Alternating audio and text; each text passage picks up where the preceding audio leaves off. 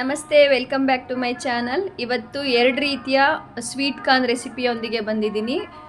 ತುಂಬ ರುಚಿಕರವಾಗಿರುತ್ತೆ. ಒಂದು butter chilli garlic corn, ಇನ್ನೊಂದು ತಂದೂರಿ ಕಾರ್ನ್ ರೆಸಿಪಿಯೊಂದಿಗೆ ಬಂದಿದ್ದೀನಿ. ತುಂಬ ಸಿಂಪಲ್ಲು ಬಟ್ ಸಖತ್ತಾಗಿರುತ್ತೆ ಅಂತ ಹೇಳ್ಬೋದು. ಮೊದಲಿಗೆ ಇಲ್ಲಿ 2 ಸ್ವೀಟ್ ಕಾರ್ನ ಸಿಪ್ಪೆ ತೆಗೆದು ಕುದಿಯೋ ನೀರು ಜೊತೆ ಹಾಕಿ ಅದನ್ನು ಸ್ವಲ್ಪ ಸಾಲ್ಟ್ ಸೇರಿಸಿ ಇದನ್ನು ತುಂಬ ಹೊತ್ತು ಬೇಯಿಸೋದು ಬೇಡ, ಒಂದು 2 ರಿಂದ 3 ನಿಮಿಷ ಬೇಯಿಸ್ಕೊಂಡ್ರೆ ಸಾಕು.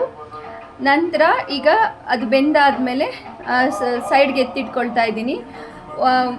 ಬೆಳ್ಳುಳ್ಳಿ, 1-2 ಹಸಿಮೆಣಸಿನ್ಕಾಯಿ, ಸ್ವಲ್ಪ ಕೊತ್ತಂಬರಿ ಸೊಪ್ಪು ಎಲ್ಲವನ್ನೂ ಹಾಕಿ ಈ ರೀತಿ ಕುಟ್ಕೊಳ್ತಾ ಇದ್ದೀನಿ. ಇಲ್ಲ ಮಿಕ್ಸಿಗೆ ಹಾಕಿ ನೀವು ಈ ರೀತಿ ತರಿಯಾಗಿ ಗ್ರೈಂಡ್ ಮಾಡ್ಕೋಬೋದು. ಬೇಕೆಂದರೆ ಈ ಥರ ಕುಟ್ಕೊಂಡ್ರೆ ಇನ್ನೂ ಸಖತ್ತಾಗಿರುತ್ತೆ. 1 ಸ್ಪೂನು ಬೆಣ್ಣೆ ಮತ್ತು ಕುಟ್ಟಿ ಇಟ್ಕೊಂಡಂತಹ ಮಸಾಲೆ, 1 ಸ್ಪೂನಷ್ಟು ಆರಿಗ್ಯಾನೋ, 1 ಸ್ಪೂನಷ್ಟು ಚಿಲ್ಲಿ ಫ್ಲೇಕ್ಸು ಮತ್ತು ಸ್ವಲ್ಪ ಉಪ್ಪನ್ನು ಸೇರಿಸಿ ಚೆನ್ನಾಗಿ ಮಿಕ್ಸ್ ಮಾಡ್ಕೊಳ್ತಾ ಇದ್ದೀನಿ. ಎಲ್ಲವನ್ನೂ ನೀಟಾಗಿ ಮಿಕ್ಸ್ ಮಾಡ್ಕೋಬೇಕು. ಆರಿಗ್ಯಾನೋ ಪಿಜ್ಜಾಗೆಲ್ಲ ಹಾಕ್ತಾರಲ್ಲ, ಅದೇ ಆರಿಗ್ಯಾನೋ.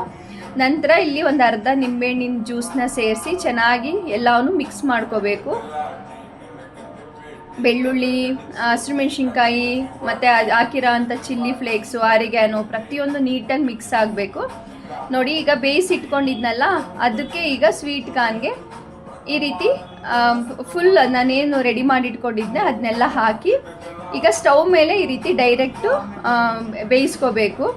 ಇದನ್ನು ಕೆಂಡದಲ್ಲಿ ಕೂಡ ಬೇಯಿಸ್ಬೋದು. ಈಗ ಬೆಂಕಿ ಒಲೆ ಎಲ್ಲ ಎಲ್ತರೋದಲ್ವ, ಸ್ಟವ್ ಮೇಲೆ ಈ ರೀತಿ ಡೈರೆಕ್ಟು ಈ ಥರದ್ದೊಂದು ಇದಿಲ್ಲ ಅಂದರೆ, ನಿಮಗೆ ತಂದೂರಿದು ಇಲ್ಲ ಅಂದ್ರೂ ಹಾಗೆ ಡೈರೆಕ್ಟಾಗಿ ಹಿಂದ್ಗಡೆ ಇರುತ್ತಲ್ಲ ಅದನ್ನ ಇಟ್ಕೋಬೋದು. ಇಲ್ಲ ಒಂದು ಸ್ಪೂನ್ನ ಅಥವಾ ಒಂದು ಚಾಕುನ ಚುಚ್ಚಿಬಿಟ್ಟಾಗಲಿ ಹಿಂಗೆ ತಿರುಗಿಸಿ ಆಲ್ರೆಡಿ ಒಂದ್ಸಲ ಬೇಯಿಸಿರ್ತೀವಲ್ಲ, ತುಂಬ ಹೊತ್ತೇನು ತಗೊಳ್ಳಲ್ಲ.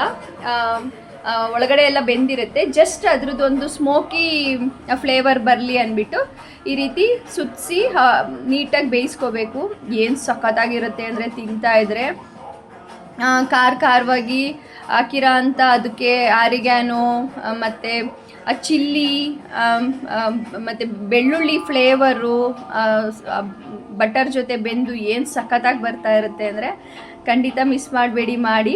ಇನ್ನೊಂದು ವೆರೈಟಿ, 1 ಸ್ಪೂನು ಚಿಲ್ಲಿ ಪೌಡರು, ಅರಿಶಿನ, ಧನಿಯಾ ಪೌಡರು, ಜೀರಿಗೆ ಪೌಡರು ಮತ್ತು ಪೆಪ್ಪರು, 1 ಸ್ಪೂನಷ್ಟು ನಾನಿಲ್ಲಿ ಶುಂಠಿ ಬೆಳ್ಳುಳ್ಳಿ ಪೇಸ್ಟು, 2 ಸ್ಪೂನಷ್ಟು ಯೋಗ್ರೆಟ್ ಅಂದರೆ ಗಟ್ಟಿ ಮೊಸರು, ಉಪ್ಪು ಎಲ್ಲವನ್ನೂ ಹಾಕಿ ಚೆನ್ನಾಗಿ ಮಿಕ್ಸ್ ಮಾಡ್ಕೊಳ್ತಾ ಇದ್ದೀನಿ.